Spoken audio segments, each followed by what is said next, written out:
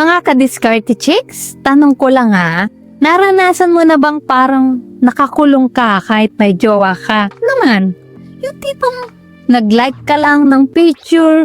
Sino yan? Nalate ka lang ng ilang minuto. Nasaan ka na? Tahimik ka lang sa chat. May kausap ka, no? Ka-diskarte chicks, hindi ka nag-iisa. At aminin natin, nakakapagod yan.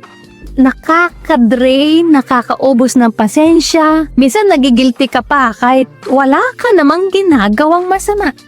Pero eto ang hindi sinasabi ng karamihan. Hindi lahat ng selosa ay toxic. Minsan selosa siya kasi takot siya. Takot maiwan, takot mapalitan, takot na hindi siya sapat. Ngayon ituturo ko sa iyo discarding pang high value man. Para i-handle ang selosang partner nang hindi ka nagiging under desire, nang hindi kayo laging nag-aaway at higit sa lahat nang hindi nawawala ang peace of mind mo. Kung gusto mong maging master ng relationship peace, manood ka hanggang dulo. Pero bago po yan, i-comment mo muna kung taga saan ka para malaman ko naman po kung hanggang saan ang abot ng ating discarding usapan. At syempre huwag mo kalimutang i-like ang video na to, mag-subscribe at hit ang notification bell para lagi kang updated sa mga love tips natin tuwing may bagong upload. So, ready ka na ba? Tara, simulan na natin. Number 1, ang ugat ng selos. Ganito yan ka-diskarte chicks. Sa psychology, karamihan sa sobrang selos ay galing sa tinatawag na anxious attachment style. Ibig sabihin, hindi siya galit sa'yo dahil sa nilike mo. Galit siya kasi natatakot siyang mawala ka. Sa loob-loob niya, baka may mas maganda, baka may mas exciting, baka hindi na ako sapat. Kaya tandaan mo to, ang selos ay kadalasan takot na naka-disguise. Kapag naintindihan mo yan, titigil ka ng isipin na praning lang to at magsisimula kang mag-isip ng tamang diskarte. So number 2, reality check, social media equals to selos multiplier. Real talk tayo mga ka-diskarte chicks, iba na ang panahon ngayon.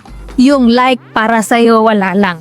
Pero para sa kanya, landi yan. Yung follow mo sa sexy influencer, para sa'yo entertainment, para sa kanya, banta. Hindi ko sinasabing bawal lahat. Ang sinasabi ko, binabawasan mo ba ang dahilan para maghinala siya? Kasi ang tiwala, ka-diskarte chicks, hindi hinihingi, ini-earn yan. At ini-earn yan sa consistency. Hindi sa paliwanag kapag nahuli na. So number 3, diskarte ng hindi pinaghihinalaan, unahan mo na. Ito ang simpleng pero sobrang effective. Kung malilate ka, sabihin mo na agad. Kung may lakad ka, ipaalam mo na agad. Hindi ito pagiging under.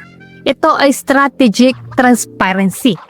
Kapag binigyan mo siya ng impormasyon, wala nang space ang utak niya para gumawa ng sariling pelikula. Tandaan mo, ang selos lumalakas sa katahimikan. Namamatayan sa malinaw na komunikasyon. Pang-4, huwag mong maliitin ang nararamdaman niya. Isa sa pinakamaling ginagawa ng mga lalaki, huwag mong sasabihin, praning ka, OA ka. Wala ka bang tiwala? Kasi pag sinabi mo yan, lalo siyang mawawala sa kontrol. Ang tamang linya, gets ko kung bakit ka nag-aalala. Pero heto ang totoo, validation yan. Hindi pag-amin na mali ka, kundi pag-amin na nire-respeto mo ang nararamdaman niya.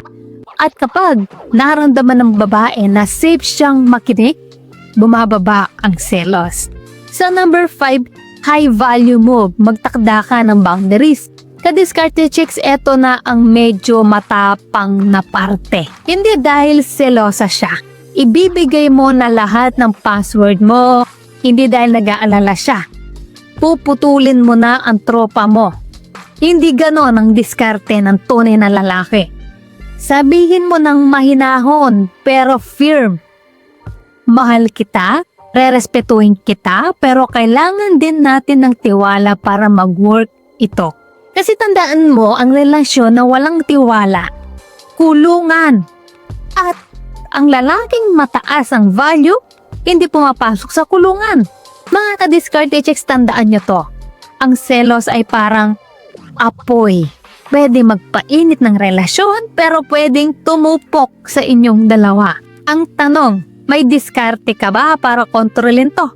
Maging maunawain pero huwag mawalan ng paninindigan. Ngayon, ikaw, anong pinaka malalang selos scene na naranasan mo? Paano mo hinarap?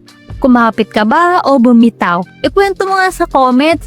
Basahin natin yan, ka-discarte chicks. Kung tinamaan ka, i-like mo to, mag-subscribe ka sa Discarte Chicks at pindutin ang bell para hindi ka na muling magkamali sa relasyon. So ayan mga ka-Discarte Chicks, sana ay may natutunan po kayo sa video natin ngayon. At syempre bago po tayo matapos, shoutout muna sa ating mga masugid na tagapanood na sina Marasigan Channel from Paris, France, Victor Cafina from Cebu City, Frankie Garcia watching from US, Romeo Victorino watching from Las Vegas, Nevada, USA, Francisco Aglihan from Muñoz, Nueva Ecija, Bobby Abutay ng Mindanao, Christopher Advincula watching from Taguig City, at kay Lagyo Taugan Lokmay from Mindoro.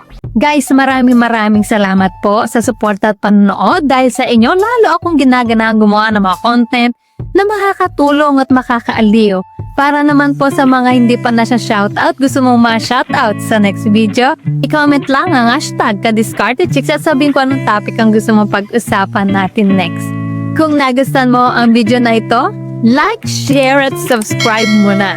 This is Discarte Chicks, your love mentor na laging nandito para sa diskarteng pag-ibig. Kita-kits sa next video. Maraming salamat sa panonood. Ingat kayo palagi. Let's spread love.